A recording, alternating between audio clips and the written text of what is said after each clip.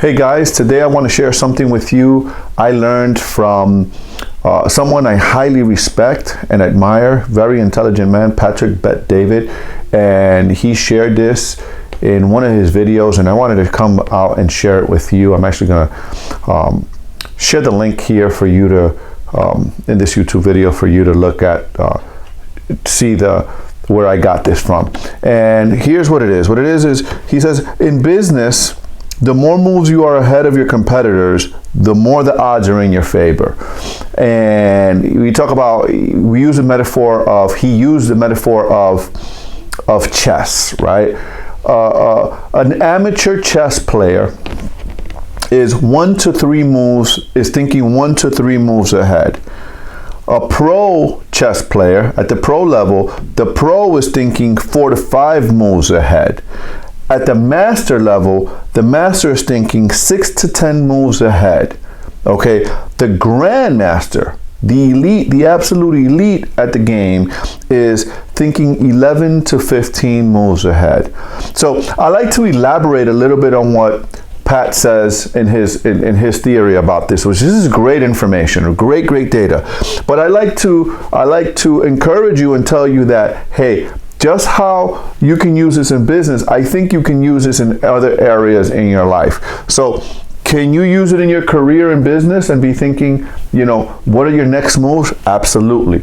Can you use this potentially with your family, right? What are my next moves, right? I'm always talking about better questions, asking better questions. What are my next moves?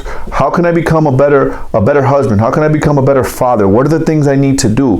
Here's a list of things, a list of moves that I'm going to do. Or maybe I'm going to take my daughter out on a date night once a month. Maybe I'm going to go out with my sons every month and go on a hike, and this is where I get a chance to talk to them and mentor them and talk to them about being a man and what it takes to be a man, right? So this is what I'm talking about, just having your next moves planned out. Your marriage, right? You can do this in your marriage. Hey, I'm gonna spend date night with my wife once a month, and then I'm gonna take a vacation alone with my wife. And I'm gonna do a getaway weekend with my wife, and I'm gonna do this and I'm gonna do that. I'm gonna buy her flowers, maybe, right? Once a month, right? So these are moves that you're thinking ahead of time, and you're thinking of how you can make the future you better, right? And how you're getting to the next level.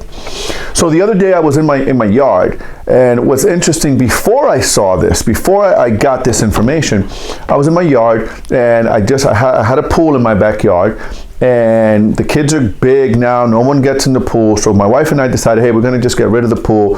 It's just a waste of money, a waste of resources. I'm spending a lot of time cleaning it in the summer, spending money with chlorine, blah blah blah, all that stuff, right? So we were getting our roof done in the house, and I decided, hey, we're gonna just dump that pool. We had an above ground pool, and we decided we're gonna get rid of the pool and all that stuff. And as I was doing this thing, my thought, what I was thinking was, I was cleaning stuff out. I really didn't want to do it, right? It was laborious, and it was a lot of work, and I was lifting heavy stuff and breaking down some things.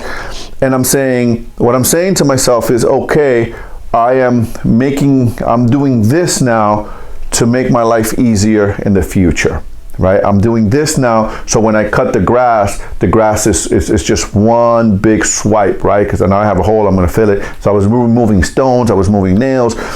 So it's always thinking ahead, how is what I'm doing now making my life easier in the future, right? It's one of the reasons why Americans, we have a financial problem in terms of when we get to retirement. We're always thinking about, we've been trained and we've been programmed to think about now and not the future.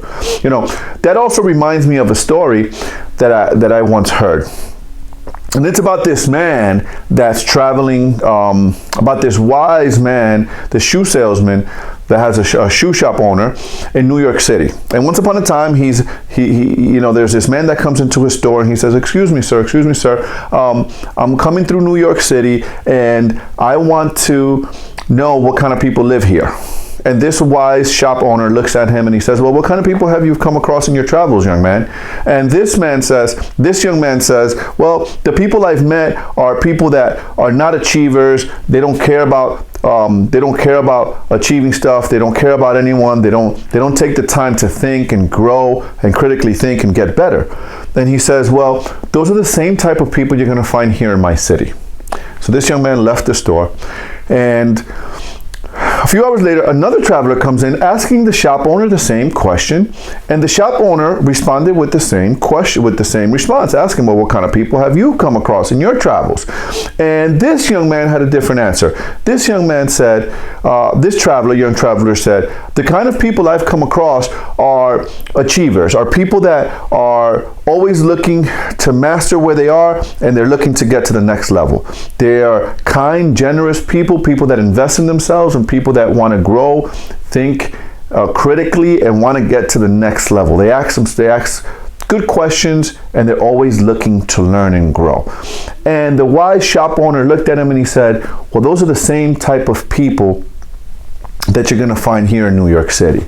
And there ends the story. See, the point of the story is that just like in New York City, and I'm going to go to my board here, to my notes, is that just like the shop owner in New York City, like the second traveler, he said that people are always looking to move to the next level. See, it doesn't matter what level you're on here on these moves, if you're on the amateur level, or if you're on the pro level, the master level, or the grandmaster level, right? Or even if you're not on this, what's important is that you have the level of awareness and that you start somewhere, right? So if you're a business owner or you have a career, is you need to be thinking ahead. Hey, what if you're not even thinking like this? Now you have awareness. Now you can say, hey, what's my next 1 to 3 moves? If you don't have any moves, you need to start here. What's my next 1 to 3 moves? Write those down, take action, do it again, take action. And then once you've mastered the amateur level, then you need to start thinking, okay, what's my next 4 to 5 moves? What's my next 4 to 5 moves? And so on and so on, progressively, you're looking to the next level, right? Naturally, when you start here and then you move on to 4 to 5 moves, you're going to suck here. You're going to be terrible here because you're competing at a higher level. You're pushing yourself. But that's okay, because over time, this will become easier for you to start thinking, hey, what's my next move in my business? Hey, what's my next 4 to 5 moves in my family life? Hey, what's my next 4 to 5 moves in this area of my life? What's the next 4 to 5 moves? So it's a mindset, guys. It's a mindset. So as you master this, you go here. When you go to this league, you're gonna suck here, and that's okay, right? Because you're gonna do the same thing, and you're gonna get better, and you're gonna get better, and you're gonna get better. So my message to you today is, guys, where are you here? And if you're not, start.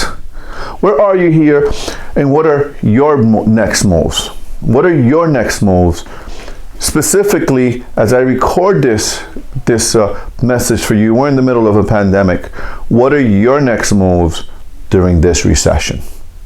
Thank you for watching. This is Martin Perdomo, the Elite Strategist. Okay, ask better questions and you'll get better results. Thanks for watching.